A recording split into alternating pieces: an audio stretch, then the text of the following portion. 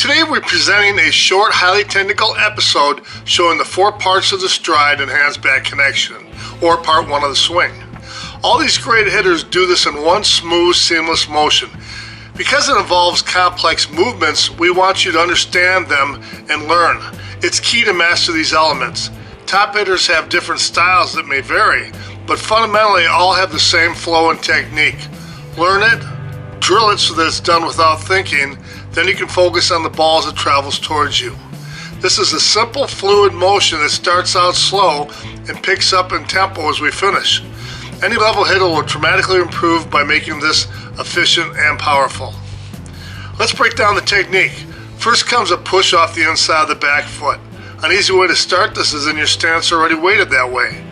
Push off and get the weight moving forward, the weight in the body.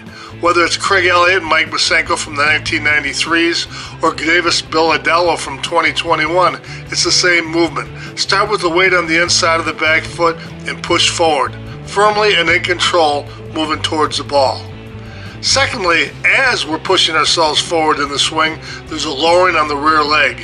Maybe a quarter squat, maybe an eighth of a squat, but this helps hold the weight back on the rear foot, and as it starts to develop a coil of the muscles of the rear quad as it tightens up. By holding the weight on the rear leg, we have a natural loading motion, a spring-like effect. Notice also how the level of the head and body lower. As we squat on the rear leg and keep the power of the body on the rear leg longer, the entire body lowers as it continues to move forward. At the same time that we move ahead and lower, we're also coiling or counter-rotating our hips and the upper body. We do this naturally so that we keep the weight on that back leg as we're moving ahead. You'll notice it also helps set a body angle of attack. This keeps the weight on the rear leg and also develops an intense coil or counter-rotation on it. The hands are also moving back as well, winding the upper body with the hips. Your hips and upper body continue to wind to the limit till the hands are back all the way. This loads even more torque and coil onto the back hip, leg, and foot. Look how the top of the thigh, pointing down, now points to the rear. This shows the coiling and counter rotation and the loading of the power. At peak coil, our lead lat is tight, with the rear elbow down and the lead arm back. Hands thus are connected to the hips to the trunk of the body. Getting the hands back all the way is key. As we're doing this, the front foot and leg, after an initial following back with the hip coil, race forward to get planted hard and provide a brace leg to rotate against.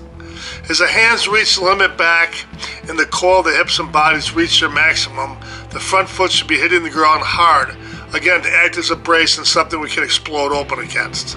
The more efficient you develop this as one fluid motion, the more consistency you'll achieve.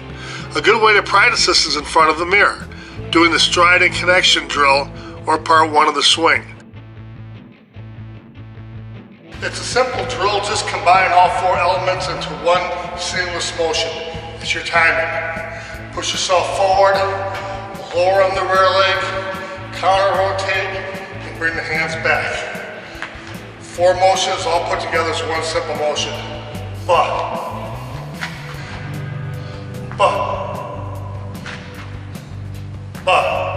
You notice you have the launch angle back for trying to hit higher line drives and home runs. If you want to hit more base hits, line it down and put a ball down on the ground. Just keep your body angle a little bit more vertical.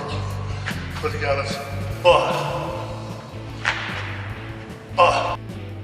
I think the sweet spot's like from here, clear down to here. It's huge. And the bigger bounce actually is about right there, isn't it? Yeah, the bigger bounce is definitely right there. But I mean, you hit it out on the edge, out here near the end, and you still got good pop. And then down here, the sweet spot on this thing's huge. That's got about 150 swings that's starting to change sound a little bit. Oh hell yeah.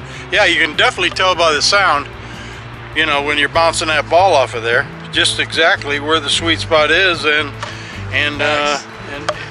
just by the sound. I mean, and hit yourself right in the head with it.